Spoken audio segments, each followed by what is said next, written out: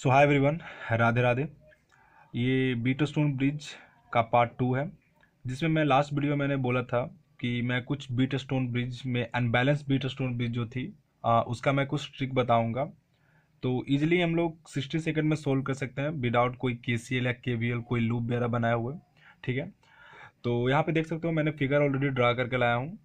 ये जो ट्रिक है इसको हम लोग बोलते हैं स्टार डेल्टा मेथड। ठीक है, तो यहाँ पे देख सकते हो चार टर्मिनल ऑलरेडी बनाया हुआ है, ए बी सी और डी।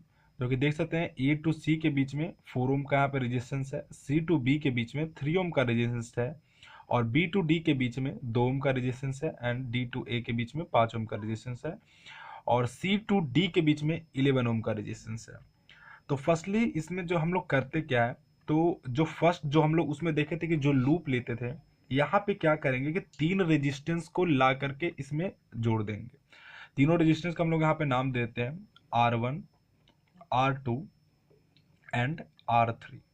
ठीक है, जो फर्स्ट प्रोसेस इसमें हम लोग करते हैं कि R1 का हम लोग R इक्विवेलेंट निकालेंगे, R2 का R इक्विवेलेंट निकालेंगे, और R3 का R इक्विवेलेंट निकालेंगे। ठीक है, तो सबसे पहले हम लोग क्या फाइंड आउट करेंगे कि R1 क्या होगा, R1 क्या होगा, R1 का R इक्विवेलेंट क्या होगा, ये दोनों। ठीक है, तो 4 इंटू 5, और R1 R2 R3 जितना भी निकालेंगे यहाँ पे हम लोग उसका R टोटल लिखेंगे। तो यहाँ पे R टोटल जो है वो कितना होगा, R टोटल यहाँ पे मैं यहाँ पे लिख दे रहा हूँ, R टोटल कितना हो जाएगा। तो यहाँ पे जो R टोटल है वो 4 ओम प्लस 5 ओम, क्योंकि अभी हम लोग A to C to D का बात कर रहे हैं, इतने जो सर्किट जो इतना में बना हुआ है इतना का ही बात कर रहे हैं। तो R टोटल हम लोग को अभी से पता है 4 ओम प्लस 5 ओम प्लस 11 ओम, यानी कितना हो जाएगा 20 ओम। ठीक है, यानी R टोटल हम लोग को कितना मिल गया 20 ओम। अब हम लोग को R1 फाइंड आउट करना है। ठीक है, तो R1 फाइंड आउट करने के लिए इक्विवेलेंट में 4 into 5 divided by R total यानी 20।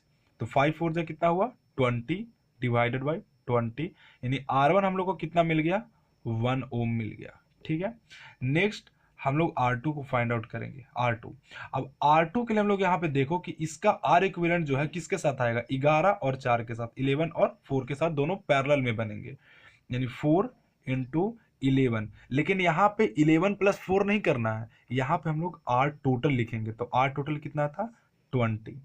तो 44/20 जब हम लोग यहाँ पे करेंगे तो अराउंड जो इसका आंसर आएगा वो 2.2 ओम आएगा। ठीक है, नेक्स्ट हम लोग R3 को फाइंड आउट करेंगे। R3 के लिए क्या हो जाएगा, ये दोनों पैरेलल में हो जाएगा, यानी 5 into 11 divided by R total, ना कि 11 plus 5, R total. R total कितना है 20, तो डिवाइडेड बाई 20, यानी 55/20, यानी अराउंड इसका जो जब हम लोग इसको डिवाइड करेंगे तो 2.7 ओम जो है इसका R इक्विवेलेंट आएगा।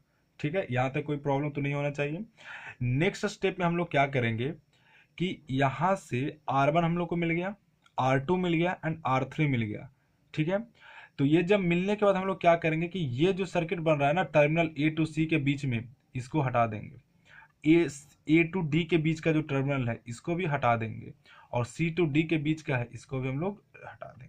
ठीक है, तो अब जो न्यू जो ड्रा होगा बीटस्टोन ब्रिज वो कुछ इस प्रकार ड्रा होगा कि यहाँ से ये R1 आया, यहाँ ये R2 आया, यहाँ ये R3 आया, और फिर C टू B वाला ड्रा करेंगे और B टू D वाला ड्रा करेंगे, यानी C टू B आया और B टू D आया। ठीक है, ये कितना हो गया R1।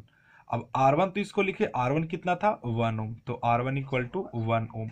R2, R2 कितना निकला 2.2 ओम, 2.2 ओम क्या है ये R2 है, क्या है ये R2।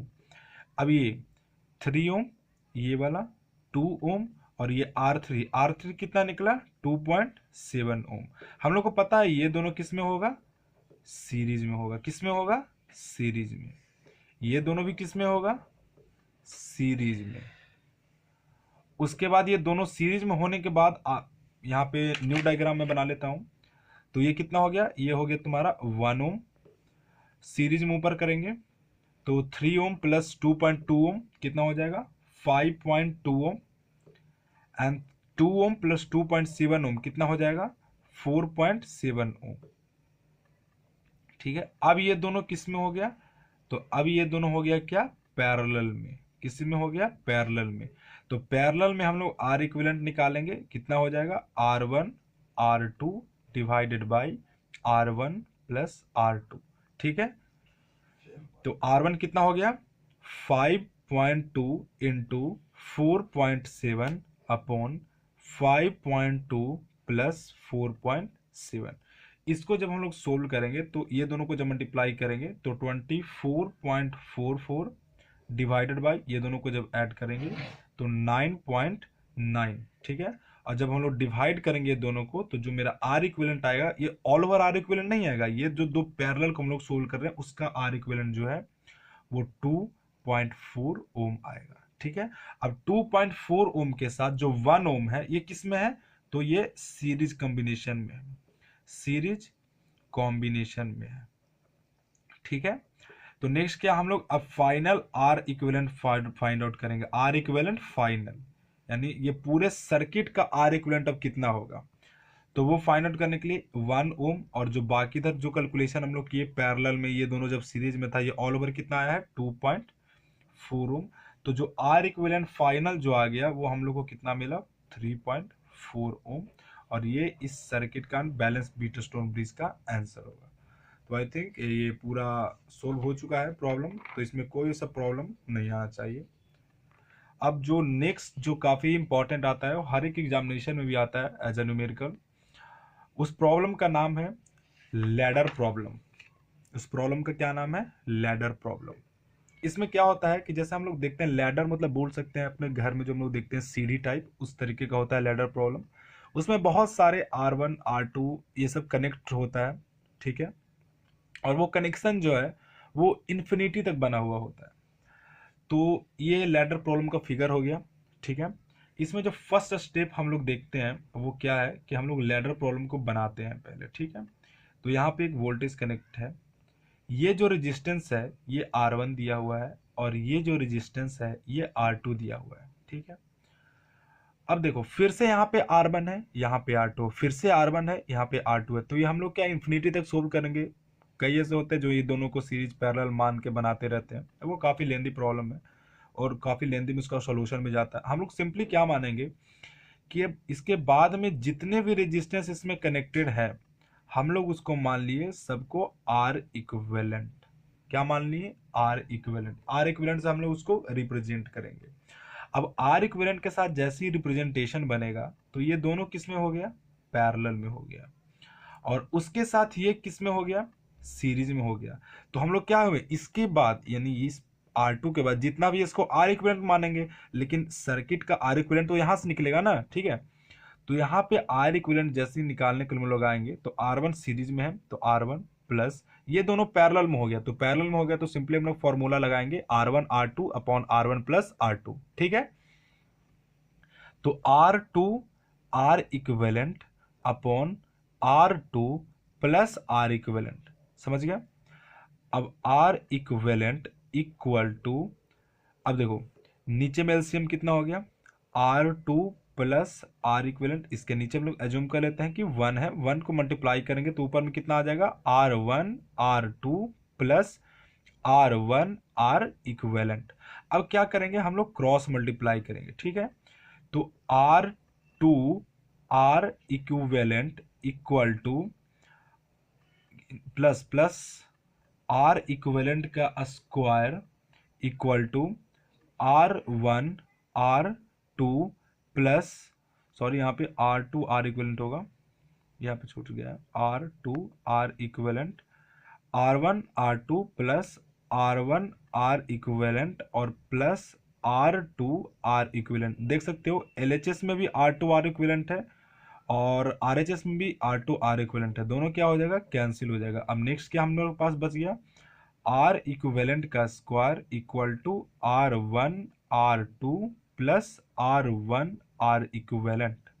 ठीक है, ये सबको हम लोग इस साइड लाएंगे, आर इक्विवेलेंट का square minus R1 R2 plus R1 R equivalent equal to 0। एक हम लोग पढ़े थे मैथमेटिक्स में जो क्वाड्रेटिक इक्वेशन में डिस्क्रिमिनांट का फॉर्मूला क्या होता था कि x equal to minus b plus minus under root b square minus 4ac divided by 2a। ठीक है, ये फॉर्मूला इसमें काफ़ी ज़्यादा लैडर प्रॉब्लम है, अगर हम लोग को सोल्व करना है, आंसर तक पहुंचना है, तो ये फॉर्मूला हम लोग को अपने माइंड में बैठा देना पड़ेगा। ठीक है, अब यहाँ पे हम लोग इस फॉर्मूले के बेसिस सोल्व करेंगे, तो माइनस बी तुम्हारा कितना हो जाएगा, तो R1 हो जाएगा, माइनस माइनस प्लस में जाएगा, क्योंकि बी यहाँ पे ए बी सी, तो बी यहाँ पे क्या है, निगेटिव में है, निगेटिव निगेटिव आएगा पॉजिटिव होगा, बच जाएगा क्या R1 plus minus under root b square, तो बी स्क्वायर भी तुम्हारा कितना हो, क्योंकि बी का वैल्यू कितना है R1, तो R1 का स्क्वायर माइनस 4ac में तुम्हारा R2 हो गया, एंड तो तुम्हारा 4R1 R2 और डिवाइडेड बाय 2a का वैल्यू तो और वहां पे देख सकते हैं 1 है, तो 2 इंटू 1 करेंगे तो ऑब्वियस सी बात है 2 आ जाएगा, यानी जो एट लास्ट यहाँ पे जो मेरा आंसर आया R1 plus minus R1 square minus 4R1 R2 divided by 2। ये लैडर प्रॉब्लम का मेरा को यहाँ से फाइनल आंसर निकल के आया। ठीक है, हम लोग इस पे एक छोटा सा क्वेश्चन सोल्व कर लेंगे, जिससे पूरा क्लैरिटी इस कॉन्सेप्ट का मिल जाए। तो मैं फाइनली यहाँ पे क्वेश्चन लिख के लाया हूँ कि एक ये सर्किट है जो देख सकते हो प्रॉब्लम में, हम लोग को इसका आर इक्विवेलेंट फाइंड आउट करना है। ठीक है, यहाँ पे देख सकते हो, यहाँ पे 1 ओम है, यहाँ पे 2 ओम है, फिर से यहाँ पे 1 ओम है, 2 ओम है, 1 ओम है, 2 ओम है, ऐसे ही ये इन्फिनिटी तक चला गया। मैंने क्या बताया था कि हम लोग सबसे पहले तो ड्रा करेंगे, ये 1 ओम को ड्रा कर लिए, ये 2 ओम को ड्रा कर लिए।